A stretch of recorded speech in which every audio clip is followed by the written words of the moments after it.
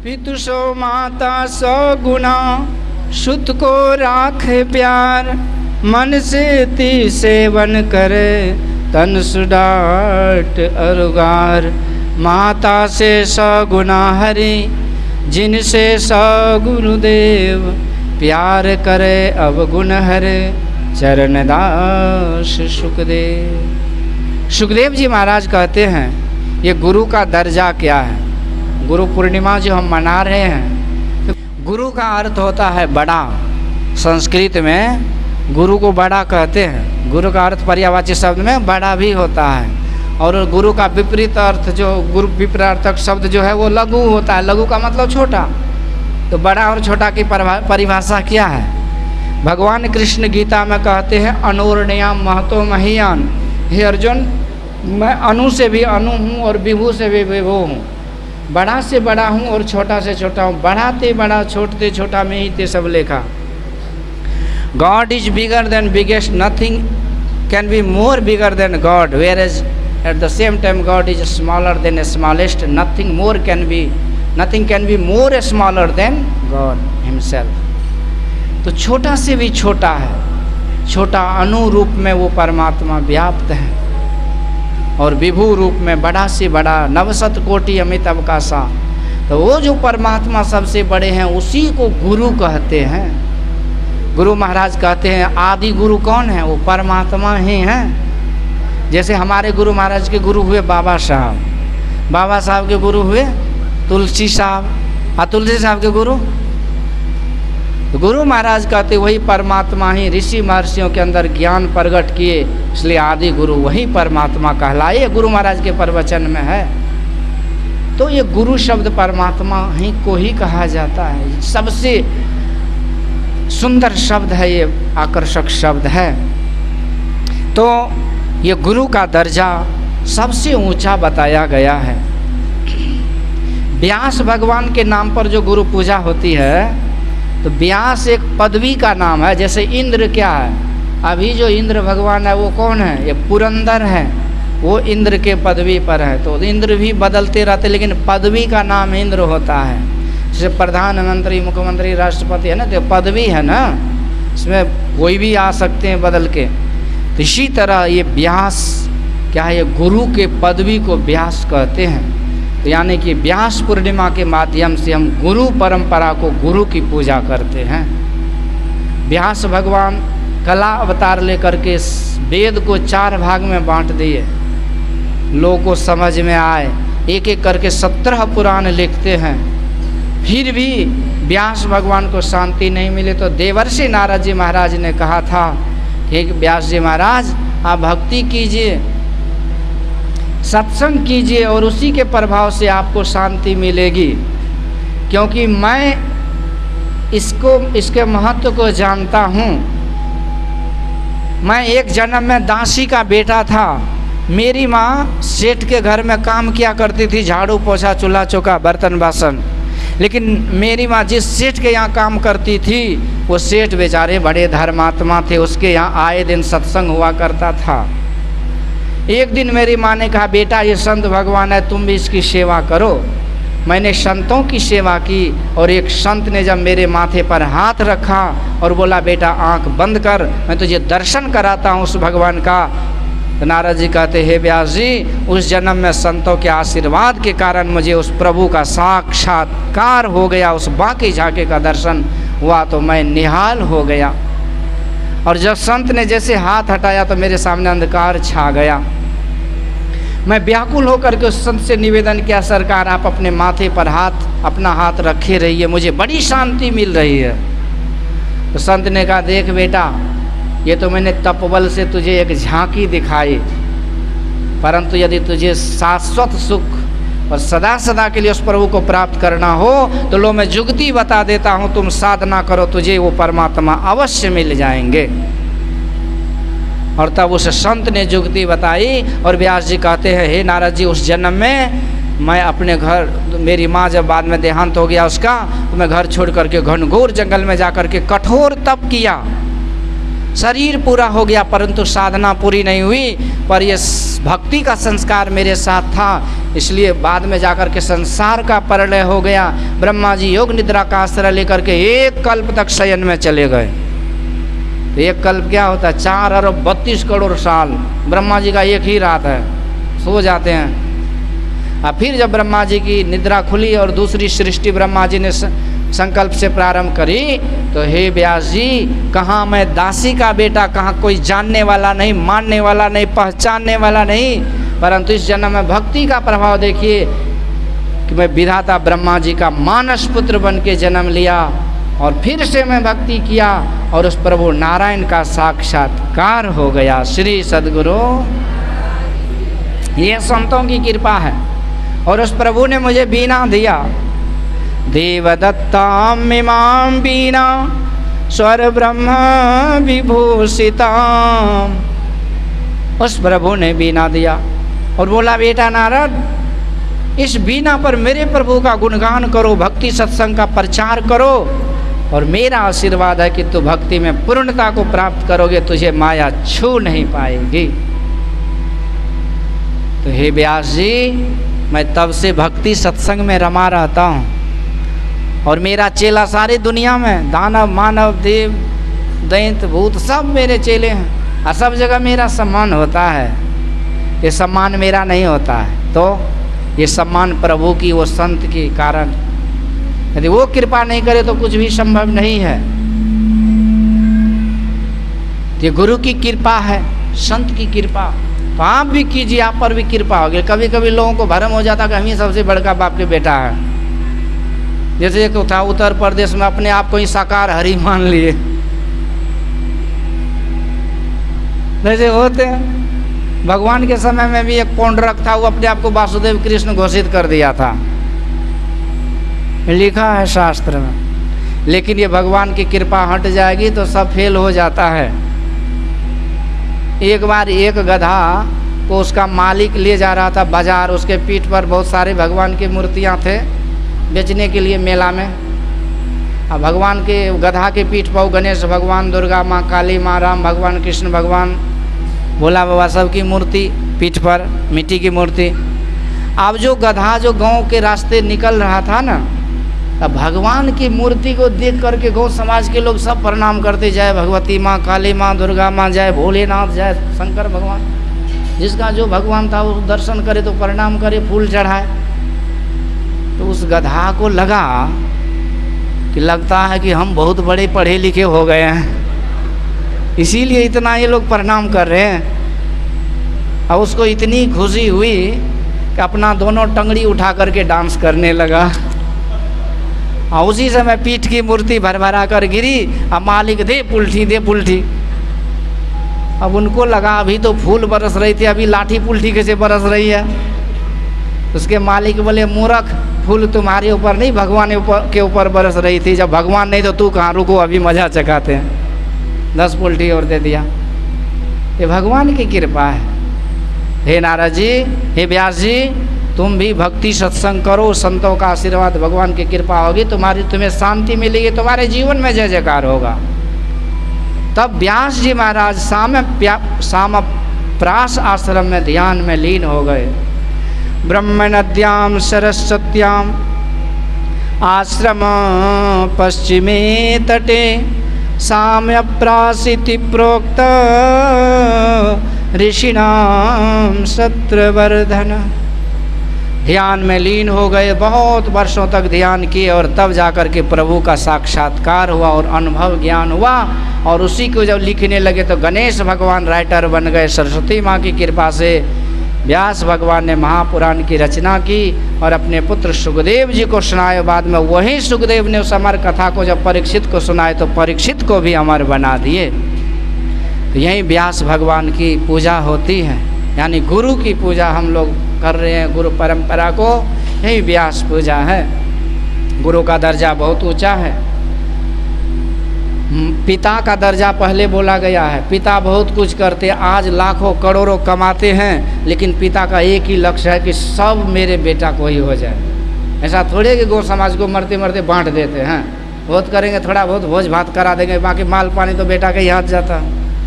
जीवन भर जो कुछ करते बाप के दिमाग में ही रहता कि बेटा ये हो वो हो, पढ़े लिखे नौकरी करे बड़ा बने, इसलिए पिता का बड़ा उपकार है।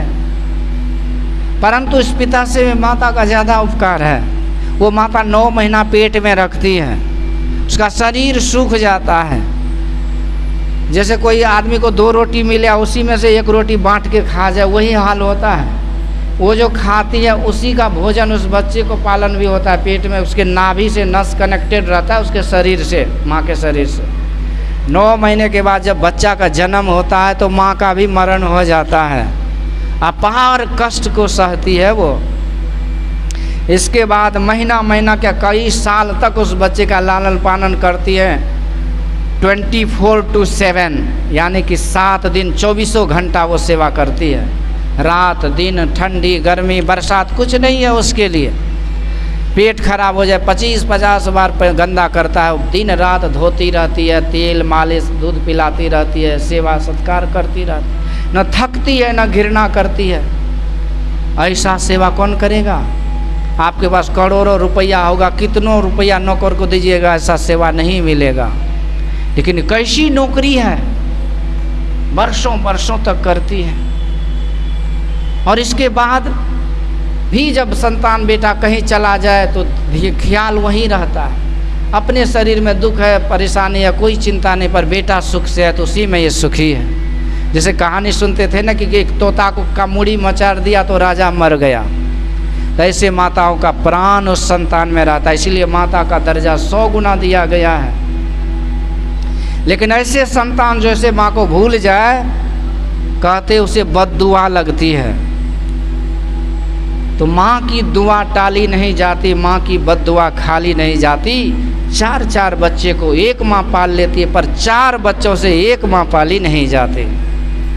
ऐसे पुत्र को कुपुत्र कहा गया है। इसलिए माँ की ममता बड़ी ऊंची, धरती से भारी है। इसलिए संत कहते हैं कि माता का दर्जा पिता से 100 गुना है।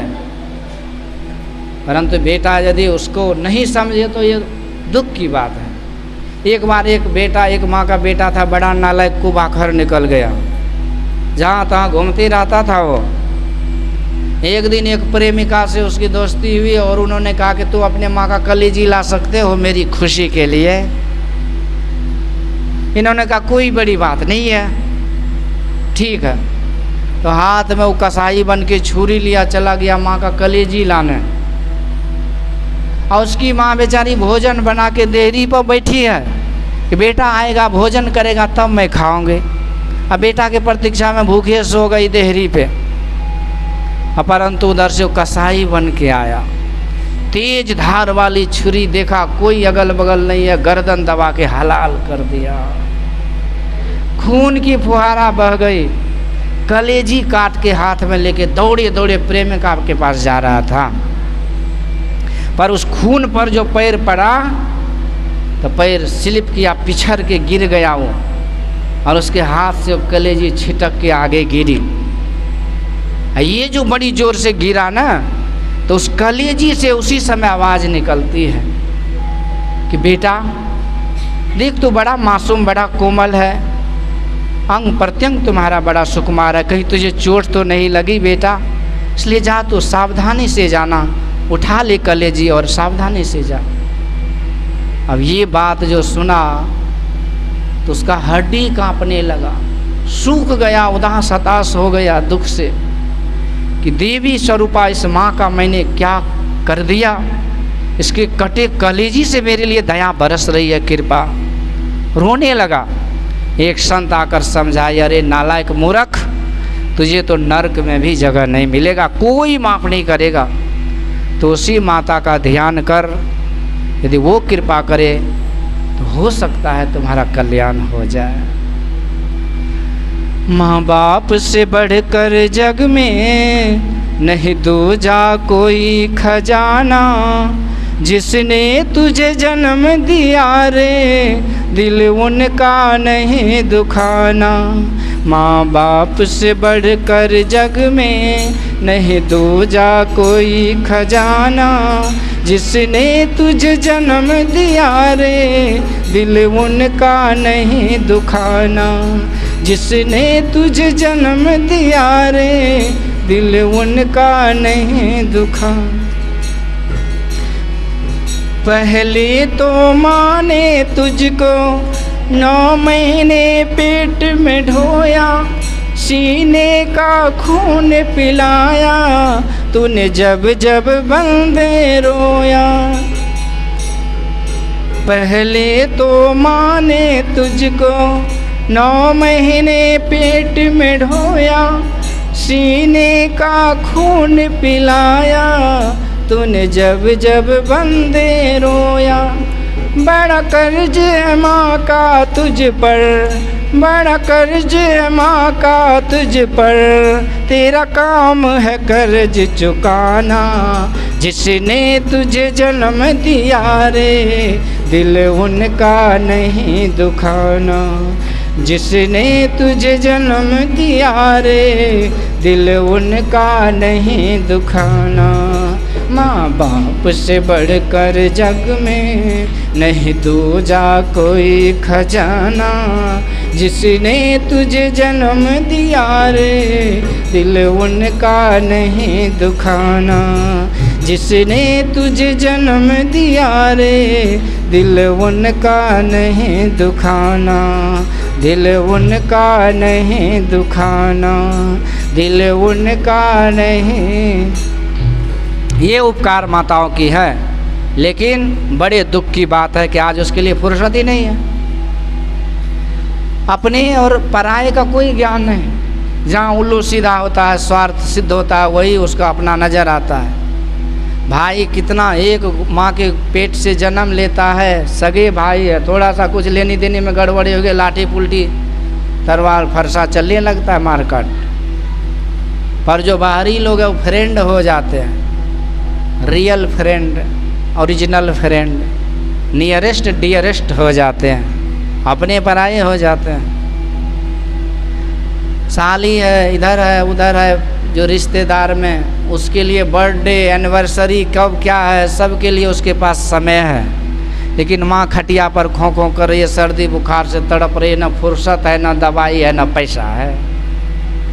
रिश्ते नाते सब याद रहे, सगे भाई को भूल गए, साली जी का जन्मदिन याद रहा, माँ की दवाई भूल गए। बड़े दुख की बात है। ये माँ का उपकार संतों ने कहा बहुत होता है। ऐसे माता पिता की सेवा निश्चित रूप से करनी चाहिए, पर इस माता से भी 100 गुना हरि का उपकार है। वो कैसे है? तो उस हरि परमात्मा ने हमें पेट में, जब माँ के पेट में थे तो व्यवस्था कौन कर रहे थे? माँ घुस करके वहाँ खाना दे रही थी क्या, कि बाप वहाँ पहुँचा रहे थे डिनर लंच? रण बन व्याधि विपत्ति में मत भूलो जनि कोय, जठरा अग्नि में रक्षा किन्नी, सो प्रभु गयो कि सोय।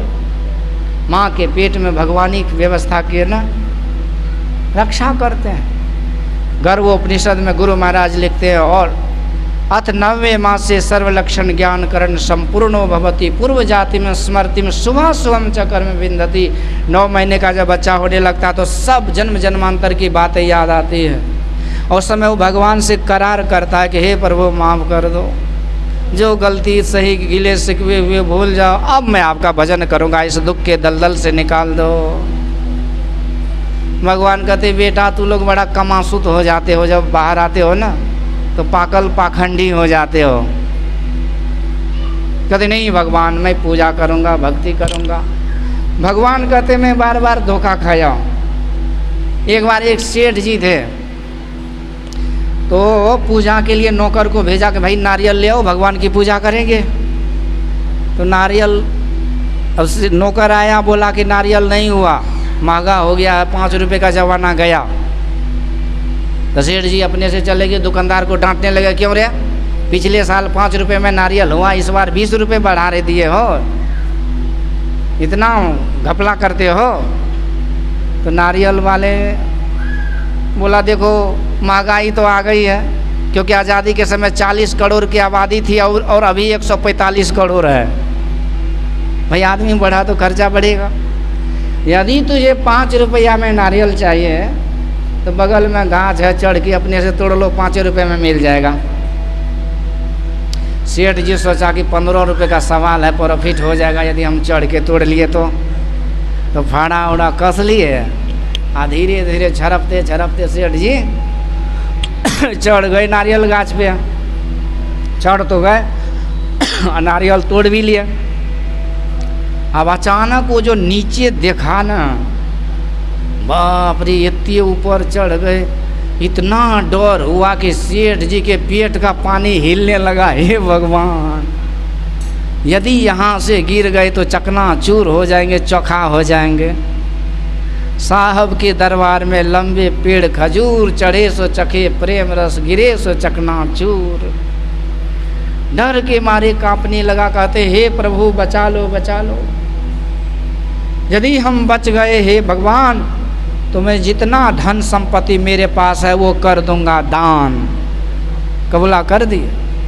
अकबूला पाती में तो शक्ति होती है। धीरे धीरे सेठ जी को हिम्मत मिला, धीरे धीरे उतरने लगा। उतरते उतरते जब आधा दूर नारियल गाछ पर आ गया ना, तो मन बदला। बोला भगवान, जब सब कुछ आप ही को दे देंगे तो हमको जो 5 गो बाल बच्चा है वो कहाँ जाएगा? कुपा घाट, कहाँ हरिद्वार जाएगा? पर जो भी हो 5000 का लड्डू जो है ना बांट देंगे सत्संग में, यदि बच गए तब। फिर धीरे धीरे उतरने लगा। उतरते उतरते जब सेठ जी का पैर धरती पे ठक गया ना, तो बार बार वो गाछ को नीचे से ऊपर देखे, इधर भगवान को भी देखे। जैसे उतरा सेठ जी, इसके बाद कहते भगवान आप जे छै ना, ने हमें गाछ पर चढ़ब आ ने कुछ चढ़ेब, अब हम चल लियो घर। ये स्वार्थी लोग हैं। तो भगवान कहते बेटा तू यहीं ठीक हो, फिट हो। जैसे तू दुनिया में जाओगे तो अपने आप को 30 मार खा समझने लगते हो। थोड़ा सा धन क्या हो गया कि सर उठा के चल रहा है, दुनिया में चिटा पिपरी ही नजर आते सब। इस तरह से तुम अहंकार के अकड़ में रहते हो। अहंकार अति दुखद डमरवा, ये घटिया रोग है, तुझे कभी झुकने नहीं देता। परंतु जो भी हो, भगवान की कृपा से बच्चा का जन्म होता है और उस समय तुरंत भोजन की व्यवस्था है। उस नवजात शिशु के लिए दुनिया का कोई चीज़ महत्व नहीं रखता, माँ के दूध ही सब कुछ है। भगवान ने दूध की व्यवस्था की है। इसके बाद भी बड़े बड़े काल कष्ट से ईश्वर की कृपा होती है, रक्षा होती है। गुरु महाराज प्रसंग कहा करते हैं, प्रवचन में कहा करते थे, एक मुनि बालक जंगल में था, एक राजा शिकार खेलने गया, प्रभावित हो गया, बोला चलो बालक मेरे राज दरबार में, तुम्हारा परवरिश अच्छा से होगा, बड़ा आदमी बना दूंगा। मुनि बालक बोला शर्त है कि तुम खाओगे, मुझे खिलाओगे, तुम नहीं खाओगे, मुझे पहनाओगे, तुम नहीं पहनोगे कोई वस्त्र, और जब मैं सो जाऊंगा तो तुम जग कर पहरा करोगे। राजा बोला ये नहीं होगा, मैं राजा हूँ भाई। अरे ये हो सकता है कि मैं जो राजसी पोशाक पहनूंगा तुझे पहनाऊंगा राजकुमार की तरह, अथवा मैं जो 56 प्रकार का व्यंजन भोजन थाली में सोने थाली में खाऊंगा वो तुझे खिलाऊंगा, और जो सैनिक मेरी पहरा करेंगे सोने के बाद वो तुम्हारी करेंगे। मुनि बालक बोला सुनो महाराज, मैं उस सरकार के दरबार में उस मालिक के अधीन में रहता हूँ, उस परमात्मा के शरण में रहता हूँ, जो परमात्मा मुझे तो दिन रात खिलाते पर खुद नहीं खाते, खुद से किसी चीज़ की ज़रूरत नहीं है, दिन रात खिलाते रहते हैं। शिवाजी महाराज को भ्रम हुआ था तो समर्थ गुरु ने एक चट्टान को हटवा करके दिखाया कि देखो ये मेढक और पानी ये कहाँ से आ गया, नाश्ता पानी इसके लिए। तब शिवाजी को लगा कि खाने देने वाले कोई और है जो दिन रात देते रहते हैं।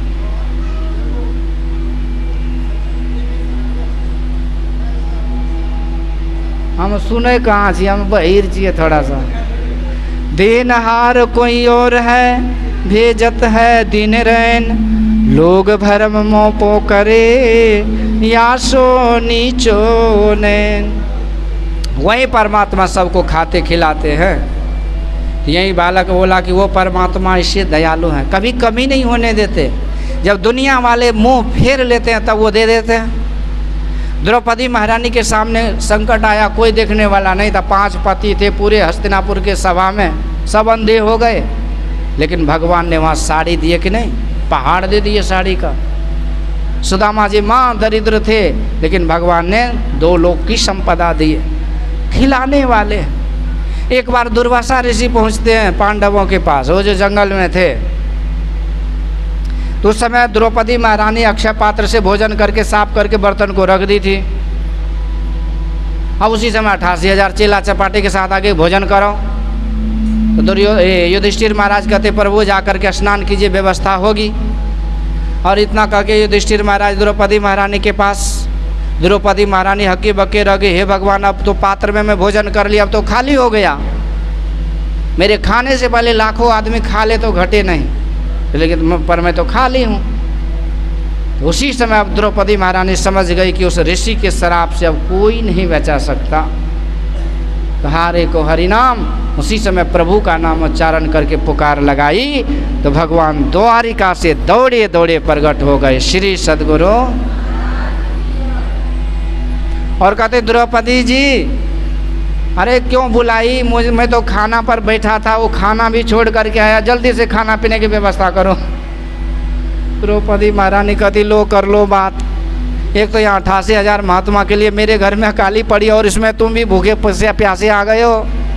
अरे महाराज वही तो समस्या है, मेरे घर में एक दाना भोजन नहीं। तो भगवान कहते चलो देखते हैं कुछ तो होगा। अंदर गए, अक्षय पात्र पर जब ध्यान से देखते हैं तो एक दाना था। उसी दाना को प्रभु ने ग्रहण किया तो वहाँ 88,000 ऋषि महात्मा तृप्त हो गए श्री सद्गुरु। तो ये है भगवान खाते नहीं पर खिलाते सबको।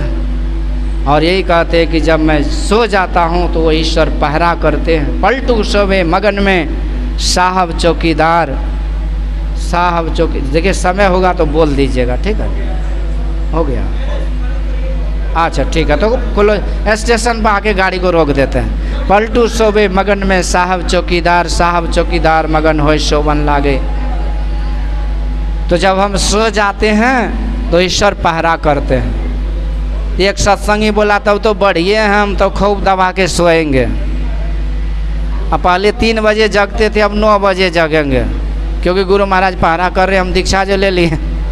ऐसी बात नहीं है। सोना कैसे होता है? भक्ति भजन में खो जाना ये भी सो जाने की समान है। जब आप भक्ति भजन करते सो गए, चिंतन करते सो गए और स्वप्न में भी चिंतन हो रहा है, जो मोहि भजे भजो मैं वाको, कल न परत मोहि एक घड़ी काटो, जन्म जन्म के फंदा राखो सुख आनंद करी। जब हम चिंतन में खो जाते हैं तो यही सोना हो जाता है। तो ऐसे की रक्षा करते हैं। मही पर सोई के सोई रहियो, जननी संग सोई के बाल कहायो, अब तो लगियो त्रिया संग सोवन, सारी उम्र तुम सो गवायो। क्षीर समुद्र के सोवन हारा, उनसे नहीं तुम नेह लगायो, सोवत सोवत सोई रहियो, अब चिता पर सोवन को दिन आयो। तो जो परमात्मा योग निद्रा में शयन करने वाले हैं, उसी का ध्यान करके उसी में खो जाइए, यही सोना है। तो ऐसे की पहरा करते हैं। तो इस तरह से कहने का विषय ये है कि ईश्वर रक्षा करते हैं, इसलिए माता से 100 गुना दर्जा ईश्वर का है। और सबसे बड़ी कृपा ये की है कि उन्होंने मनुष्य शरीर देव दुर्लभ शरीर दे दिए। परंतु हम 84 के चक्कर में पड़े हुए हैं। अब गुरु का जो रोल है वो ये है कि इस 84 से, इस आवागमन से, जन्म मरण से, फांसी से गुरु मुक्त करा देते हैं। इसलिए गुरु की जय जयकार होती है। इसलिए गुरु पूर्णिमा मनाते हैं। इस जीव को पीव से मिलाने का काम गुरु करते हैं। इसलिए गुरु गुण अमित अमित करी जाना, संक्षेप ही सब कही बखाना। तो जो भी अच्छी बात मैं सुनाया वो गुरु महाराज की वाणी है, उसको जीवन में उतारेंगे तो कल्याण होगा। और जो टूटी फूटी भाषा है वो मेरी है, उसे आप भुला देंगे, क्षमा करेंगे। और इन्हीं शब्दों के साथ आप सबों को श्री सद्गुरु महाराज की जय। मेरे चैनल यूट्यूब चैनल है स्वामी सनातन जी महाराज, उस चैनल का नाम है। आप लोग उस चैनल को देखिए, सब्सक्राइब कीजिए, लाइक कीजिए, शेयर कीजिए। और आपको एक से एक प्रवचन, सत्संग, कथा, भजन, कीर्तन आदि उस चैनल पर मिलेंगे। मेरे यूट्यूब चैनल का नाम है स्वामी सनातन जी महाराज।